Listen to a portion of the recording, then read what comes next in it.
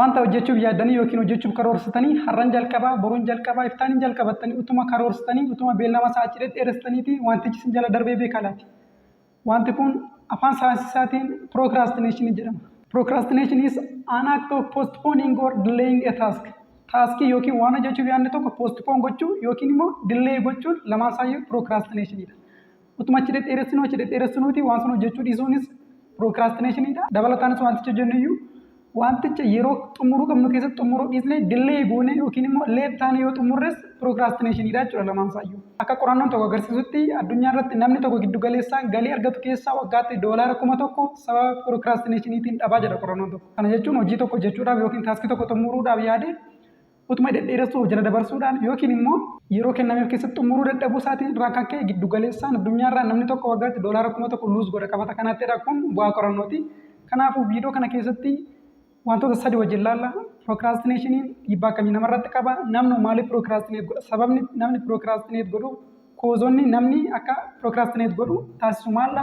Inni sadaffaan immoo akkamittiin procrastinationii dhiisuu yookiin hir'isuu dandeenya kan jedhu wajjin ilaalla.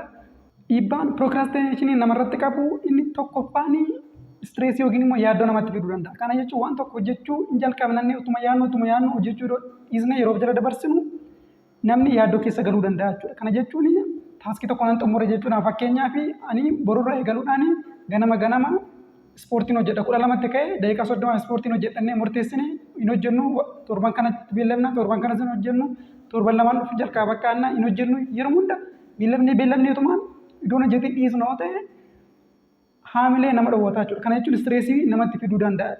Maallaa akka namni of tuffatu ilaalcha gaarii akka ofii hin qabne ani hin danda'u. Inumaan karoorsa malee hojjechuu hin danda'u jettee akka waa'ee kee yaadus taasisa waan ta'eef inni tokko yaaddoo namatti fidaa jechuudha.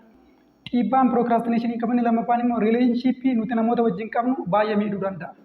Hariiroo nuti hiriyoota keenya faana qabnu, hariiroo nuti namoota lafa hojiitti wajjin jiraannu faana qabnu, hariiroo nuti namoota garaagaraa faana qabnullee nu jala miidhuu danda'a jechuudha. Fakkeenyaaf abbaa manaa fi haati manaallee yoo ta'e abbaa manaa yookiin haadha manaa sana keessa namni inni tokko seeraan hojii isaa hojjetoo ta'e namni inni tokko immoo procrastinate godhoo ta'e hin karoorsa malee hojjetoo ta'e hin yaada malee waan hojiirra oolchuu ta'e jara kana gidduutti rakkoon uumamuu danda'a jechuudha. Wal dhabdeen uumamuu danda'a maalla amalli isaanii waliin fudhatu waan ta'eef. Kanaafuu hariiroo nuti namoota faana qabnullee baay'ee miidhaa jechuudha procrastination.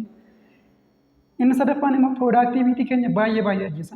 Namni tokko itti deddeebi'uudhaan yeroo procrastinate godhu kana jechuun waan tokko hojjechuuf karoorsee toon hojjetii yeroo hafutti baay'ee productivity nama suni baay'ee ajjeesa jechuudha. Galii namni sun qabullee baay'ee isa jala ajjeesuu danda'a. Fakkeenya hojjeteetidha namni maallaqa wayii argatu namni tokko procrastinate godhachuun inuma beellama har'an hojjedhaa boruun hojjetee beellama malee hojii sun yeroodhaan hojjetee delivery godhu yoo ta'e galii namni sun argatullee isa jalatti ajjeesaa jechuudha. Itti aansuudhaan namni maaliifin procrastinate godha? Sababa maaliifin namni hojii tokko waan tokko hojjechuuf yaadeetiniin dhedheeressu yookiin immoo kan utuu hin jalqabiin hafuu procrastinate kan godhu maaliifidha kan jedhu sababni inni tokkoffaan lack of motivation. Namni tokko kaka'umsa waan dhabuufi waan sun jalqabuu dhiisuu danda'a. Fakkeenya waan tokko nan hojjedhannee yoo yaadne borurraa kaasnee jiimii nan eegala jennee yoo yaadne yookiin immoo torban kanarraa kaasuudhaan jiimii nan eegala jedhee yoo yaade torban kanas hin jalqabu lamaan kanas hin jalqabu qo'i boruun jalqabaa qo'i bitaan hin jalqabu jechaadhuma ture yoo ta'e sababa isaa ta'uu kan danda'u inni tokkoffaan lack of motivation jechuudha. Kaka'umsa dhabuu waan sunii fi sababa ga'aa sababa na kakaasu sababa waan sun akka hojjedhu na taasisu dhabuudha jechuudha tokkoffaan.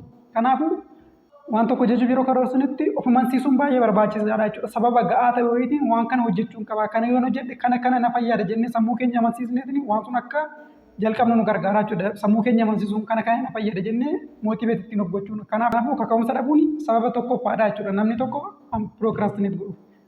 Sababni lammaffaan namni kan procrastinate godhuu fi perfectionismidha.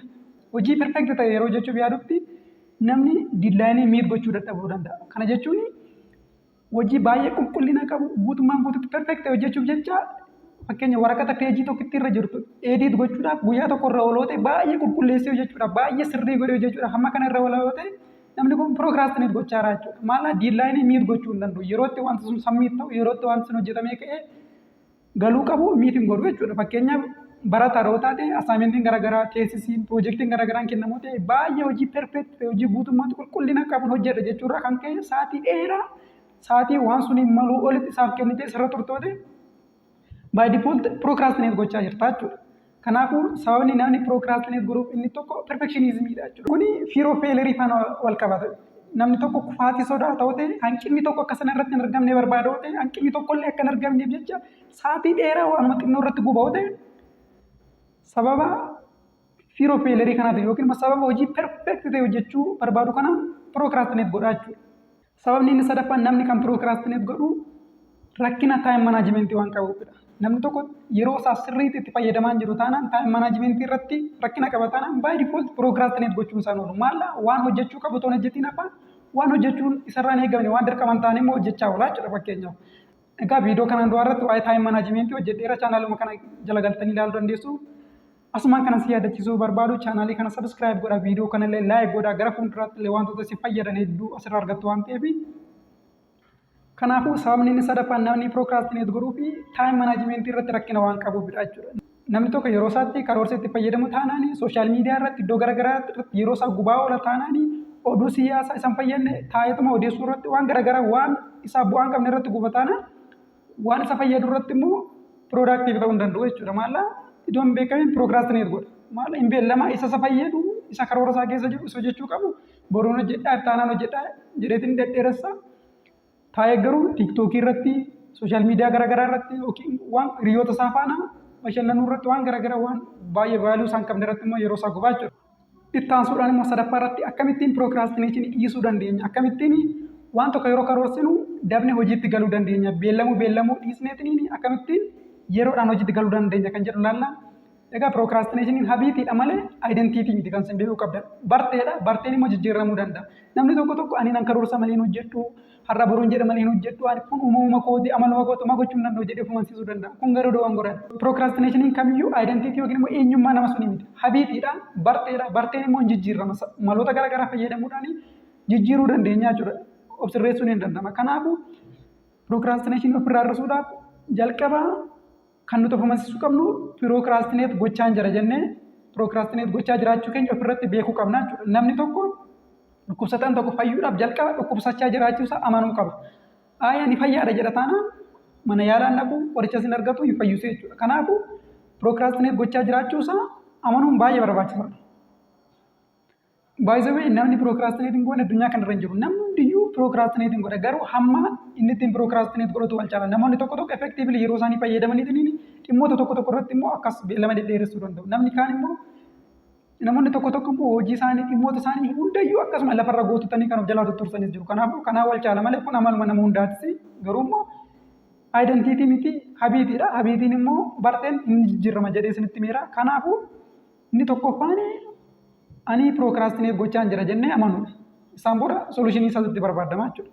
Lammaffaa irratti procrastination kana dhiisuuf koozii procrastination suni addaan baasuun barbaachisaadha. Waan tokko naannoo jedha yeroo jedhu fakkeenyaaf boruurraa eegalee jiimiin jalqaba jedheeni garuu hunda kutaanaan maalla sababa maaliitiinan procrastinate gochaa jira jennee sababa isaa ofirratti beekuu qabna jechuudha. Maybe motivationii gahaan hin qabu moo maybe taayimii koo seeraan itti fayyadamaa hin jiru moo maybe waan hundarratti perfect ta'uu waan barbaaduufidha moo maybe fear of failure dha moo maal jechuun sababa maaliitiifan procrastinate gochaa jira jennee of gaafachuudha jechuudha. Sababa mataa isaa qaba namni hundiyyuu waan ta'eef.